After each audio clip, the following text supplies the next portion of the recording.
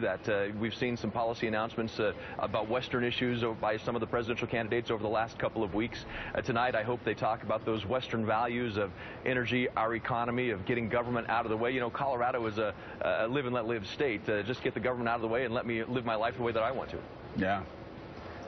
All right. Senator, you're in the Foreign Relations Committee. So we have at least two failed states that we're looking at in the Middle East, Iraq and Syria. We have had heavy involvement, as everyone knows, in Iraq over the past 12 years or so. And now we're looking at the possibility of reintroducing additional American troops on the ground in Iraq. What do you feel about that, and what do you think is the sense among your constituents about the possibility of another growing, emerging conflict in Iraq and Syria? Well, I think if you look at the root cause of what has happened in Iraq and Syria, it's a lack of U.S. strategy, a lack of leadership, a president who fulfilled a campaign promise instead of following actual advice on the ground in Iraq.